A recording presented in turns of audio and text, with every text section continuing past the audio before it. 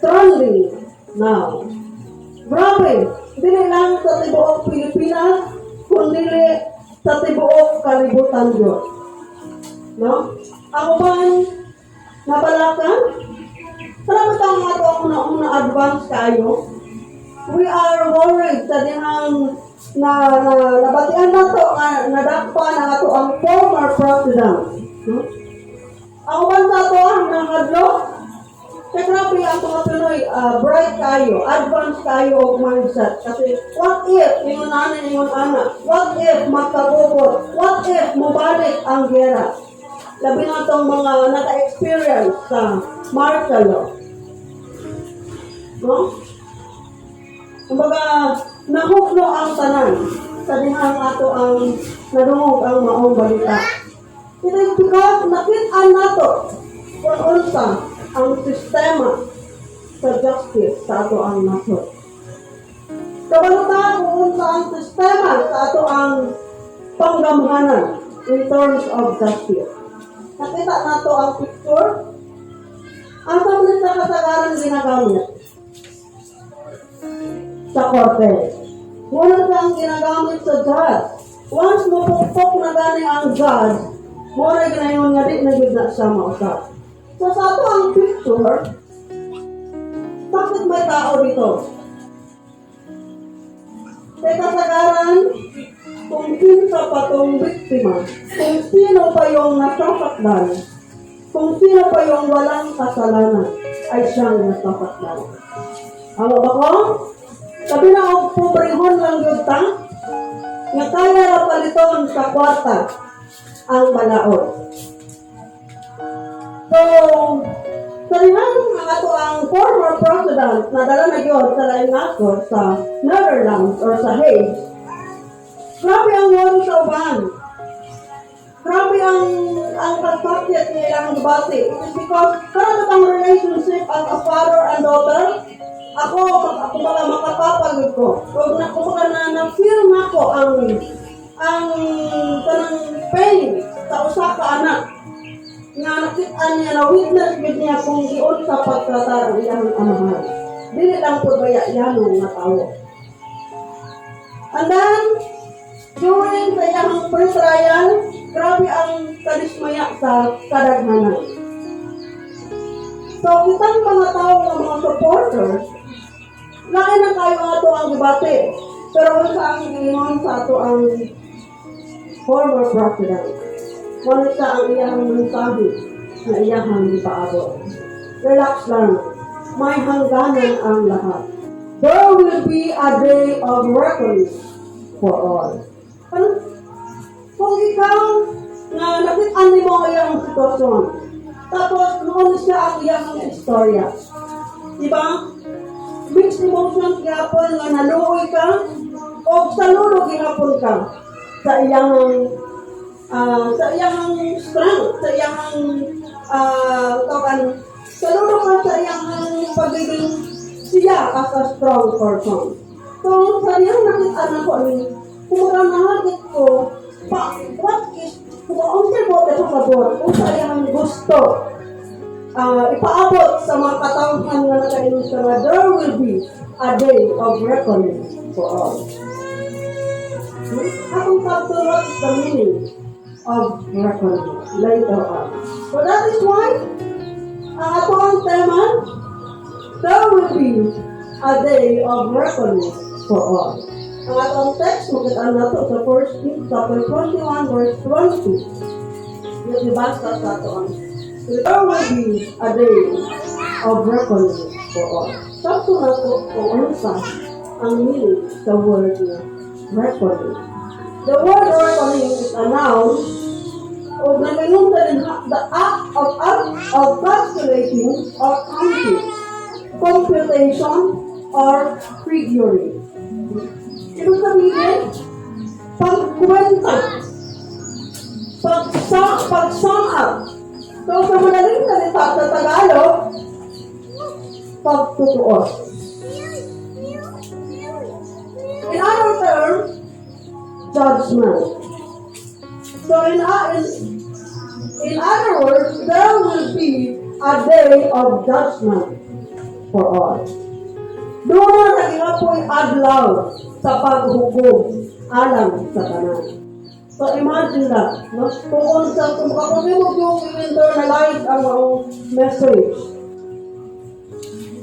imong internalize ang mga message, makaingon din siya na, grabe yun. Grabe yun ang hope, grabe yun ang strength sa tao nga nag-ingon na there will be a day of reckoning for all. Parang bisag tuan ka ba sa you are in a hopeless state. Nalay hapon kay panglaon. Pero nalay hapon paghukom alang sa tanan.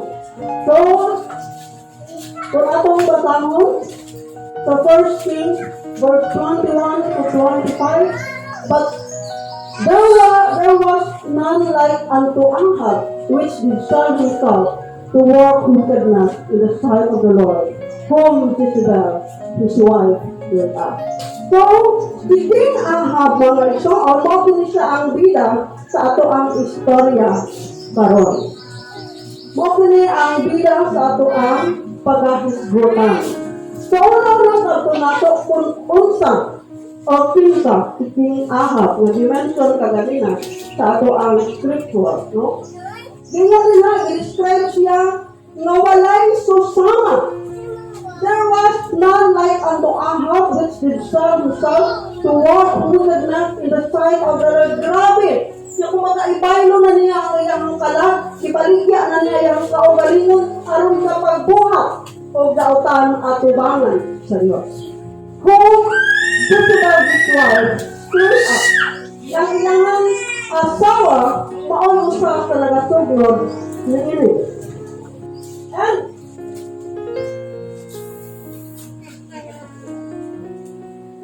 ang sabi ko sa that is an old proverbs, mga isong. Vox populi, vox Dei. The voice of the people is the voice of God. Kung atong balikan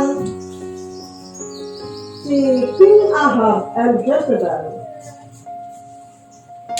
si Jezebel, anak na siya sa usa ka mamumuno usab, nga gilabihan usab kadautan.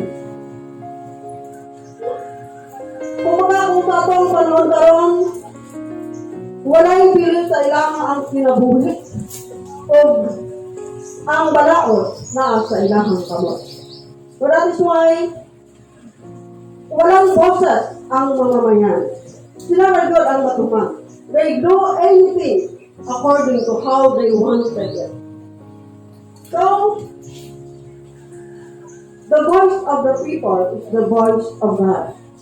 So, nato panahon na wala ginatagan ng pagtagad ang boses sa kadaghanan. And another old proverb, vox populi as suprema lex. The voice of the people is the supreme law. Ang tingog sa kadaghanan, ang tingog sa katawhan, maupili ang balaod. No? So if we kung disregard ang tingog sa kadaghanan, same as they are disregarding the law and disregarding the voice of God. Madayon ta, mga igsoon. No? Kung atong tanawon ang senaryo, the Bible makes it plain that Ahab was the wicked sa pinakadautan na hari in all of the history of the people of Israel. He has no equal in terms of the evil that he did and the influence for bad that he had upon the national life of God's chosen people. Remember, hari siya sa Israel o ang Israel pinili sa Ginoo. So we are also told that his wife Jezebel was a very negative influence on her husband. She was the daughter of a king who was also known for his evil deeds. Siya anak sa usa ka hari nga ilaro usab sa pagbuhat o dautan. There was once mentioned sa mga commentator nga ang amahan ni Jezebel, doon na tayo ipamatay at tubangan mismo ni Jezebel. So imagine na, kung ikaw amahan, lantaran kang gumagawa ng masama sa harap ng iyong anak. Sama nga natuluan o sablimo ang iyong anak na mubuhat o sama ni anak. So that is why Ahab and Jezebel is a good tandem. No? Parehas din sila. So lahat ng mga proverbs, isa-isa, kaya tatalan namin. No? Apple. Saging. Okay, apple. We have that proverb na gano'n. The apple doesn't fall far from the tree. Kung tayo ba ipasabot? So, ginamit ang apple. Pero ang pasabot, ang bunga sa kahoy, dili mo sa mahulog dito sa layo. Mahulog rin sa iyahang doon. So, sama nga gingon kung ano ang puno ay siya rin bunga. Kung unsa ang punuan mo ito ang bunga, kung ang bunga ma-form siya, dili pinasalayo sa punuan. So, kung unsa ang kinaiyan sa taglinikanan, mauusap ang kinaiyan sa mga anak. So, sa describe pa kanina sa ato ang unang agibasa, si Jezebel anak siya sa usa ka daotang usab ng hari. Asawa ni King Ahab. Sa first pagod natong agibasa, Jezebel stirred up the wickedness of King Ahab. So mapapaisip na tayo. Kung ibutang nato sa ato ang sitwasyon karon, sa ato ang panggamhanan, makarelate gud ta, makasabot gud ta. So, para yung saka. Sunod sa ilang ng kadautan, sunod sila yung mga naghimo na dili kao, diha atubangan sa Ginoo. Ang ato ang passage na tunga kini og tulo ka bangin. It is 10:53. Nukumanta ang alas 3. Kaya na. Isa ka oras, isa ka bangin. So the first one is the rebellion from the Lord. Ang ilang mga kalapasan, ang ilang mga pagsukat sa Ginoo. Unang-una, idolatry. Klaro kayo, idolatry. Kung first 31, 32, 33 atong basahon, yun yun ha. And it came to pass as if it had been a life thing for him to walk in the sins of Jeroboam, the son of Nebat, that he took to wife Jezebel, the daughter of Ethbaal, king of Sidonian, and went to serve Baal and worship him. And he reared up an altar for Baal in the house of Baal, which he had built in Samaria. And I have made a grove, and I have been born to provoke the Lord God of Israel to anger than all the kings of Israel that were before him. Si Ahab nagsimba siya og Diyos. Naghimo siya og altar alang kang Baal. And yun na rin ha, Ahab did more to provoke the Lord God of Israel to anger than all the kings of Israel that were before him. Grabe si Ahab yun ang nakapasuko sa Ginoo. Labaw compared sa tanang mga hari before sa iyahan. Sa iyong anak kadautan, si King Ahab. Ikaduha nga rebellion, immorality. So the worship of Baal involved imitating magic, mga magic. The performance of rituals, including sacred prostitution, ihalad ang mga kababaihan, which were understood to bring vitality to Baal. Immorality, pagbuhat o immoralidad, imitative magic, the performance of rituals, including sacred prostitution. Mura sa ang practice ni King Ahab. Ikatulo, the last one sa iyang rebellion. In equity, Ahab ang katon and Jezebel abide for sitting upon the throne. Kung atong basahon ang 1 Kings 21 to 28, makita nato din ha kung giunsa nila pagpamatay ang mga tao nga nisupak sa iyang walay pa duha-duha. Kung atong basahon, gipatay niya ang tibuok pamilya ni Naboth. Kung atong basahon, mga igsoon. The second part, the revelation from the Lord. Kumbaga, ang pagpadayag dito sa Diyos. Grabe kadautan na gihimo ni Ahab.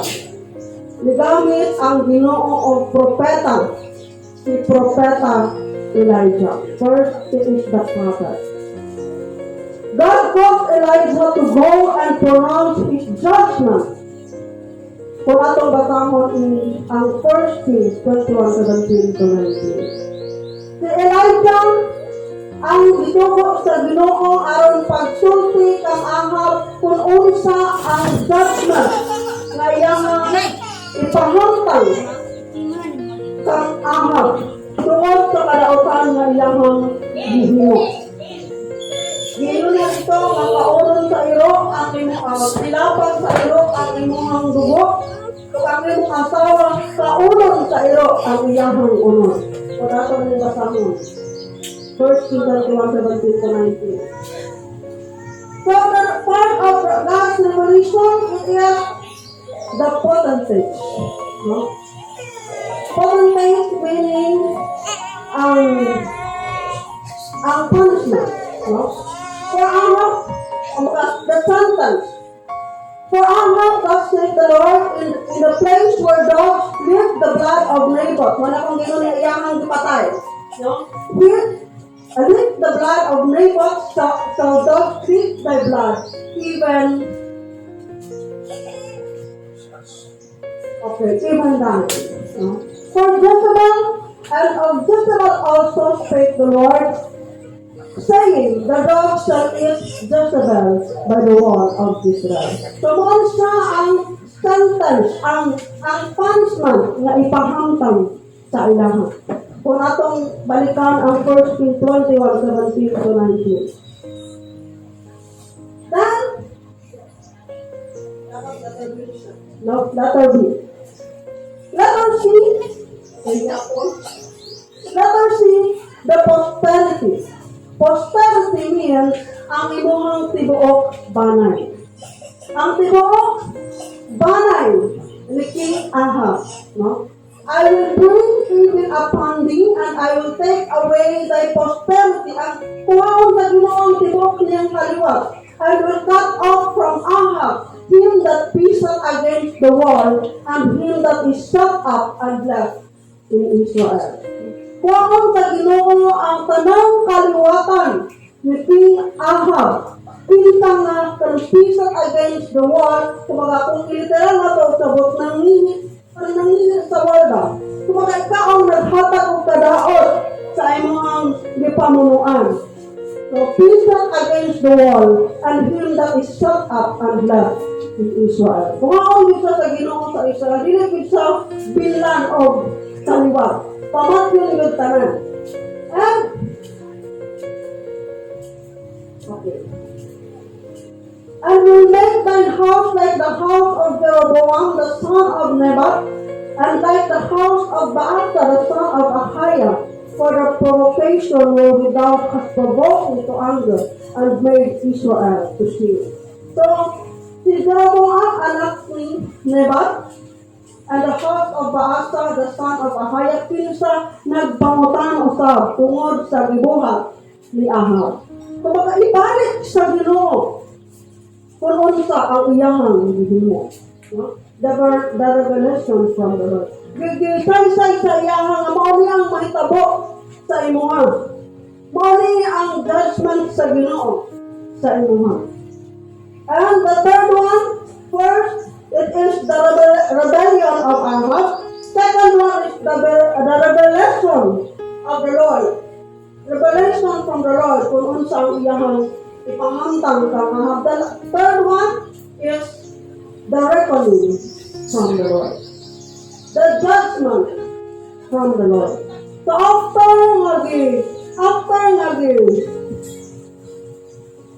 gipaabot kang Ahab nga mao kadto ang mahitabo sa iya. Adunay kalinaw sa Israel for 3 years. Walang giyerang nangyayari. But after 3 years, sa lihang nisakay sa iyang karwane si Ahab, sa kalit, siya nakahagom o samad pinaagi sa pana. Nga pinsa si King Jehoshaphat ang niatake sa Israel, no? Baka na ito, nakita nato din. Haog dito nag-ingon siya, kung pwede, sa driver sa iyang chariot, na kung pwede, mabalik ta sa agi, kay nasamad ko. Ihangin ka sa iyang driver or operator, sa iyang the timing of God's judgment. So pagka naagay timing ang tanan. Dili dayon mo lihok ang Ginoo, because God is the God of second chances. God is the God of mercy. God is the God of justice. Then we have His timing. Ikaduha ay gihapon the thoroughness of God's judgment. Panabitang pagkahanay sa iyang judgment. Yuhan ay ganyan kung unsa to iyang gingon manghitabo kayo. Kung unsa ang iyang gi-reveal pinaagi kang Elijah manghitabo kayo. And the last one, the truth of God's judgment. Ang kamatuoran, ang pagkamatinod-anon sa paghukom sa Ginoo. In Psalm 119, 160 only. In Psalm 119, 160, nag-ingon sa rin, all your words are true. All your righteous laws are eternal.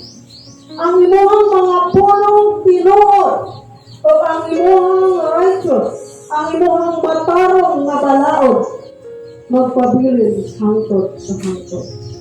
So once sinabi ng Diyos na ito ang mangyayari, once sinabi ng Diyos na mauni ang akong buhaton, once sinabi ng Diyos na mauni, do not say timing, do not say pagkahanay, o tinuod Diyos ka na. And sa ato ang kinabuhi karon isip mga magtotoo ni Kristo. Doon na pabatay Elijah. Kabalutan sa atong kawalingon mga igsoon that we have our different level of rebellion against the Lord. Doon tayo mga kinaiyang na makasupak sa Ginoo. You know that? Doon na tayo mga pamatasan, doon na tayo mga buhat na makasupak sa Ginoo. Doon na pabatay Elijah. Sa atong panahon karon doon na pabay propeta na gamiton ang Ginoo para i-reveal sa ato ay ang judgment. Sad to say, we don't have any. But good thing is, we have the Bible. Turo tayo Biblia mga igsoon kung asa makita nato ang revelation, ang mga pagparayag sa dangatan, sa mga hukom, sa silot, sa matag buhat na ato mahimo.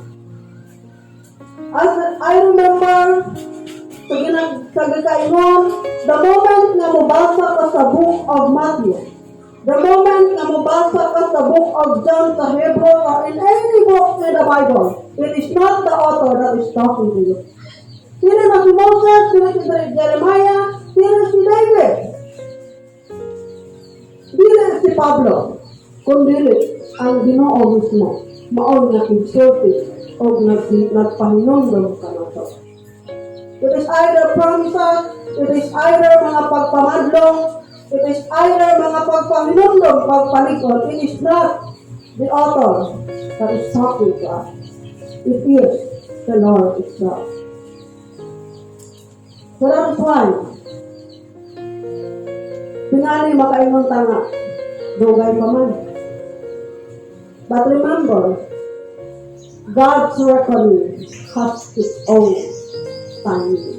Tingali sa panahon karon, gitagaan ta og chance, gitagaan ta og time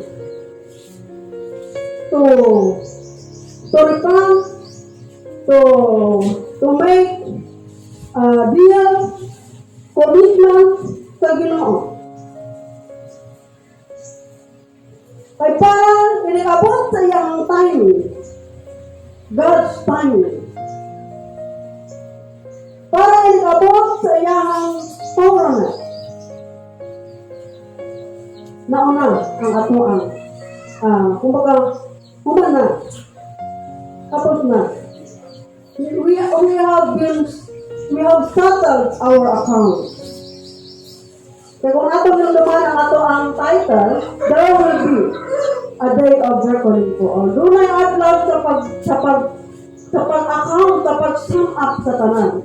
Doon ay adlaw sa pag-balanse sa tanan. Kaya nabot sa oras na nag-balanse, nasettle na nato ang ato ang account with the Lord. Kaya ato ang Diyos gugma. Ang ato ang Diyos matarong. No?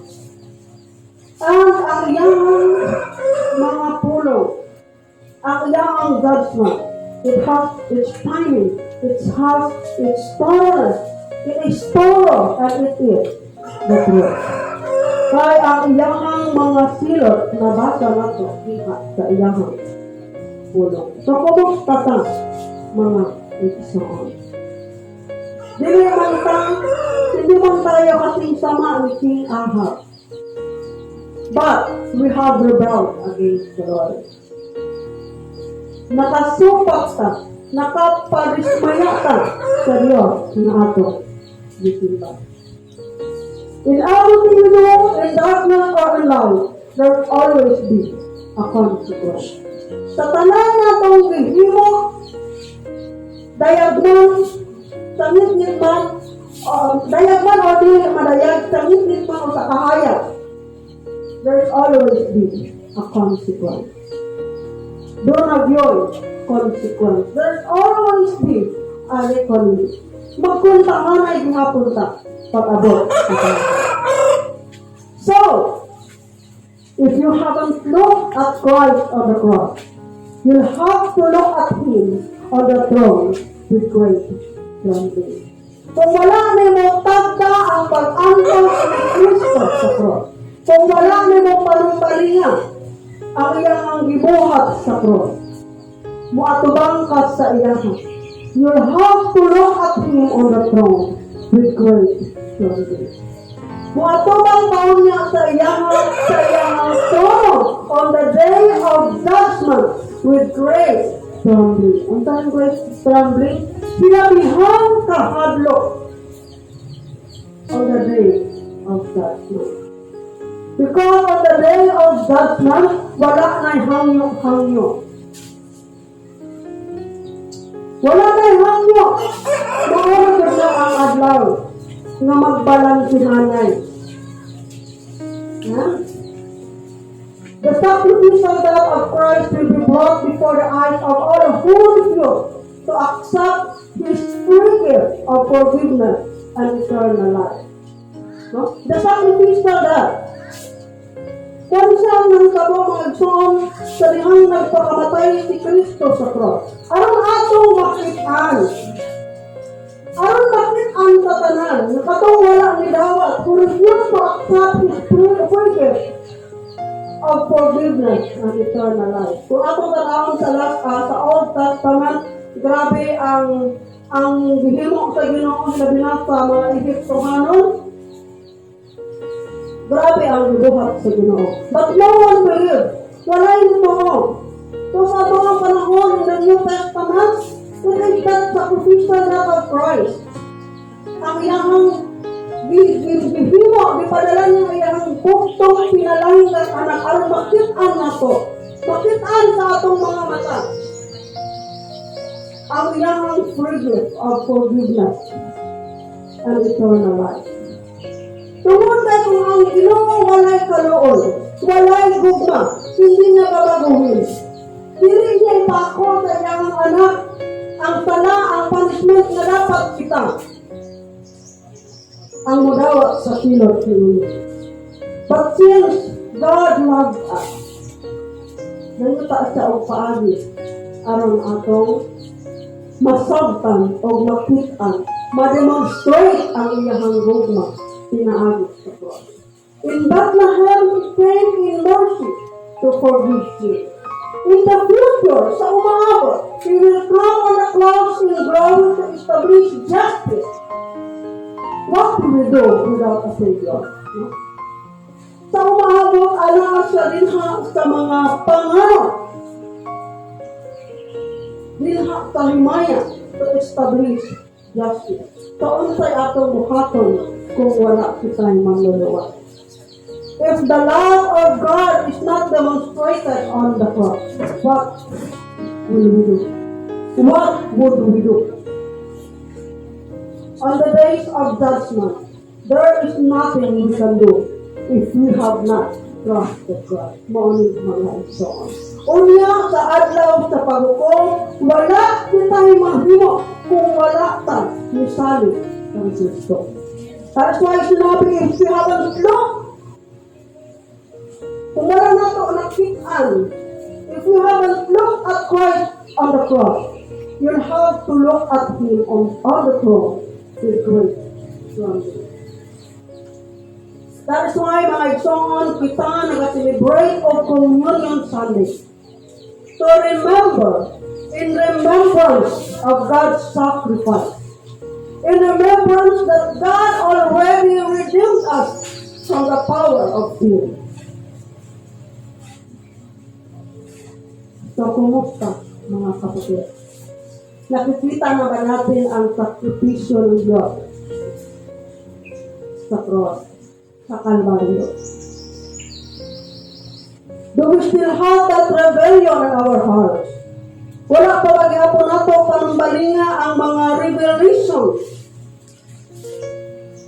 sa atuan. Muhulat pa bata sa day of reckoning without settling our account? Let's think and check ourselves. Ako ang mga tanong sa pagpanilaw. Kabalo ko, tanong sa ito ang status ron. Ang dami-dami nating iniisip. Ang dami-dami nating kinatatakutan. Ang dami-dami nating marami tayong damuhan kayo tao mga anticipation. So what if? Ganito ang mangyayari. And kana mga isangan makatrigger sa ato ang emotions. Makatrigger sa ato ang anxiety. Makatrigger sa ato ang mental health. But one good thing is, we have a hero. We have that one great judge who always prevails justice. We have that one great judge na walay pabor-pabor. Tanan iyang pilion alang kanya. So let's check ourselves mga igsoon. Kumusta ko? Kumusta ang akong relasyon sa Ginoo? Kumusta ang akong kinabuhi? Tuna pa ba ko'y mga rebellion na bikuptan sa akong kapitansi? Sama sa mga katungot. Sama sa mga pagdungot. Sama sa mga kaligotyo. Mga batasan kinahiyang nga dili angay batasanon sa usa ka sumusunod ni Kristo.